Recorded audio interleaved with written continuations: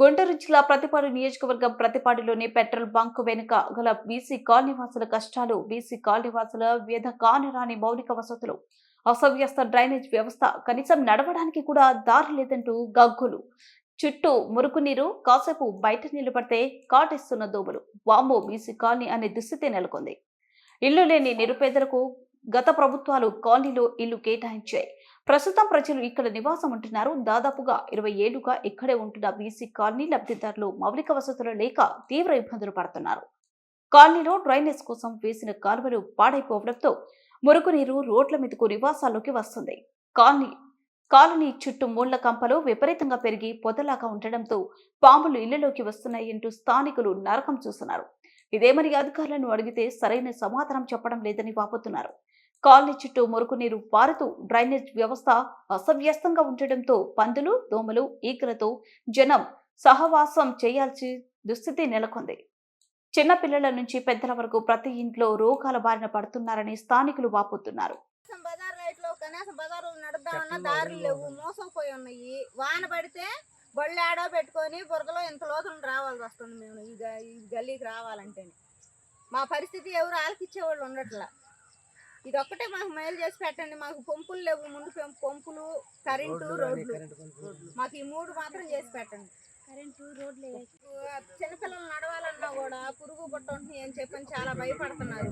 ఎంత కరెంట్ తీసుకొని నైట్ అయినా సరే పిల్లలు బయటకు రావాలన్నా కూడా భయం పడుతుంది. ఇళ్లలోకే వచ్చేస్తాయి పాములు, ఈ చెట్ల దెబ్బకి, ఈ వాతావరణం దెబ్బకి అసలుకి ఏది కూడా మాకు మైండ్ పనిచేస్తుంది. పిల్లల్ని బయటికి పంపిద్దామంటే భయం పడుతుంది.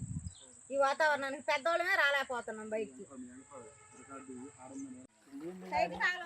చెట్లు కానీ ఈ గడ్డి కానీ కానీ మేము కర్ర తీసుకొని పాములు పెట్టుకుంటా తిరుగుతూ ఉంటాం.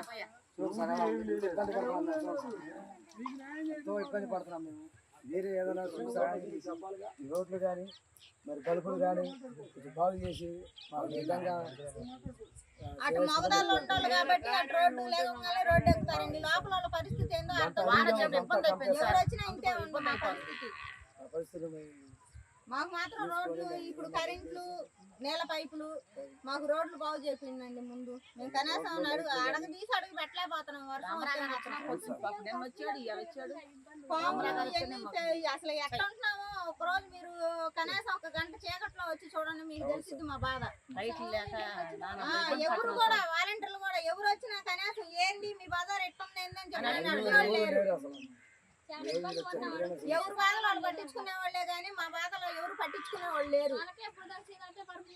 ఇటు కరెంటు లేవు, ఇటు స్తంభాలు అసలు వేయలేదు. కరెంటు స్తంభాలు లేకుండా కూడా మేము ఉంటున్నాము. కరెంటు స్తంభాలు ఎందుకు వేయట్లేదు మేము ఎన్నోసార్లు అడిగాము. కరెంటు వాళ్ళు వచ్చినప్పుడల్లా అడుగుతూనే ఉన్నాం. మాకైతే అర్థం కావట్లేదు. కంటికి కాంట్రాట్లేదో ఏమన్నా తెలియదు. కరెంటు లేకుండా, స్తంభాలు లేకుండా, రోడ్లు లేకుండా మేము ఎన్ని సంవత్సరాలు పెట్టుకుంటాం? 15 ఏళ్ళు మమ్మల్ని ఎవరు ఆలకించిన వాళ్ళు లేరు. వానంతా వచ్చింది మా ఇళ్ళ మీద. నీళ్ళలో నడుస్తున్నాం మేము. ఇంత లోతు నీళ్లు, నడుము లోతు నీళ్లు. వర్షం పడితే ఇక మా బాధ చూడు. బురద కానీ నీళ్ళు కానీ చెట్టు కొట్టేసి రోడ్డు వేసి లేదు. కొద్దిగా రోడ్డు వేసి కొద్దిగా పంపు లైన్ కూడా వేస్తే మాకు నీళ్ళకు కూడా ఇబ్బందిగా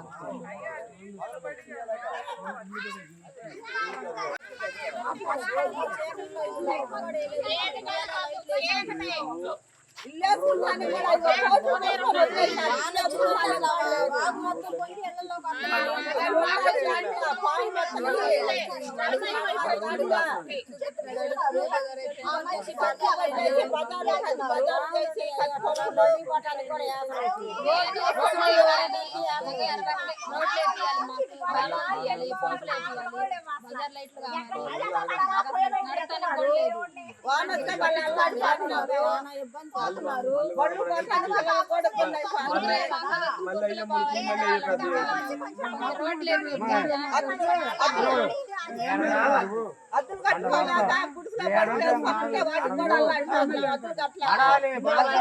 పదేళ్ళు 5 ఏళ్ళు ఇచ్చినట్లు ఉండాలంటే ఏమీ లేదు. మరి ఎట్లుండాలి?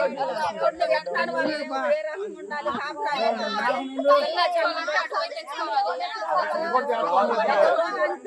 మంచి నీళ్ళు వాన వస్తే మంచి నీళ్ళు కొనుక్కోడు రావు బయలు బాబు ఎంత అల్లాడుతున్నామో మేము